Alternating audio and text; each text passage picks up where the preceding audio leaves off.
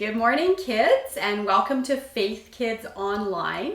We're going to be starting a new series for the next few weeks. We spent a few weeks looking at hard Bible words, and now we're going to start something new. But before we get into that, I just want to tell you about when our family, most of you know that we lived back east for a few years near Ottawa, where it gets very, very cold. And one of the things I got into the habit of doing there was always checking the weather every morning when I would get up, especially in the winter.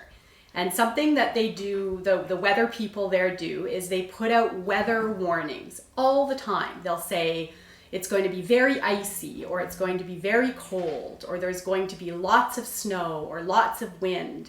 And they would tell us what we could do to prepare for that cold weather that was coming up so that we could be free to go outside and not have to worry about suffering from it being so cold.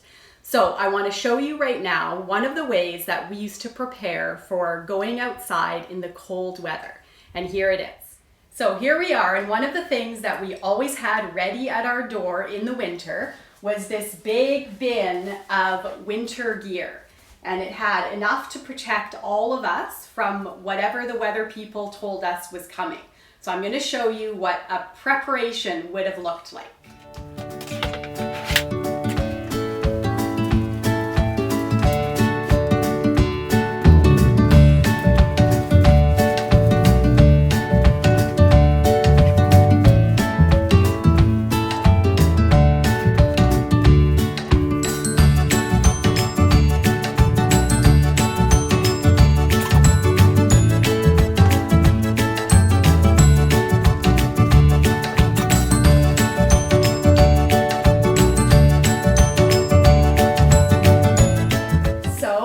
Here we go. Sarah is all prepared to go out on a cold winter's day. And the crazy thing is this actually works. I remember a day, it was in January 2019, when Ottawa, which was where we lived, was the coldest capital city in the whole world that day. But because we looked at the weather warning and we followed their advice for how to prepare and how to dress, the girls and I were actually able to go out and be outside that day. Here's a picture of us on that day.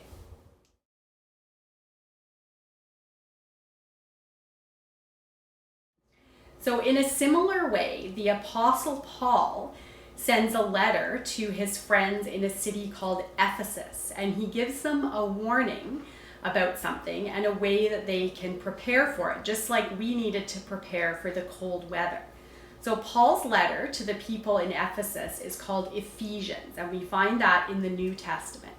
And he tells them all kinds of stuff about how they should be living. He tells them about the gospel and about how they should be living in their churches and in their homes with each other. And then at the very end, he gives them a warning. And the warning is not about bad weather. It's about Satan, the ultimate bad guy. And what Satan wants to do, he hates God and anything to do with God. He does not like to see us do well in our relationship with God. He does not like it when we love God, when we learn about him, when we worship him. He doesn't like to see us getting along in our families and in our churches. And he doesn't like to see us telling other people about Jesus. So Satan will do anything to stop all of those things from happening. But fortunately, Paul says to the people in Ephesus, I have a way for you to stand strong against Satan. And that is still true for us today. And where it starts is in here.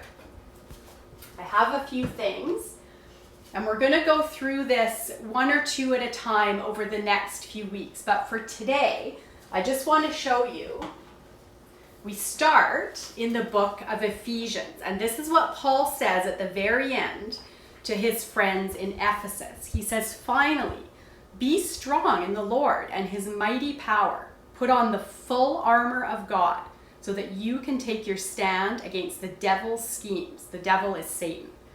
For our struggle is not against flesh and blood, but against the rulers, against the authorities, and against the powers of this dark world, and against the spiritual forces of evil in the heavenly realms. Therefore, and this is the part that we're going to be learning about, put on the full armor of God, so that when the day of evil comes, you may be able to stand your ground. And after you have done everything, to stand.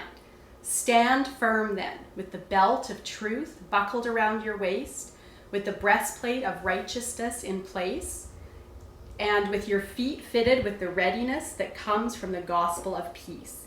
In addition, take up the shield of faith, with which you can extinguish all the flaming arrows of the evil one. Take the helmet of salvation and the sword of the Spirit, which is the word of God. So we're going to spend the next few weeks learning about the armor of God that Paul tells us we can put on in order to prepare to fight against any evil that we come up against in the world. So I have all sorts of things in here that are going to help us. I have swords, I have shields, I have this breastplate, I have all kinds of things, and we're going to learn together about the armor of God. What is it? Why do we need it? And how can we be ready to use it? So join me over the next 2 weeks for that.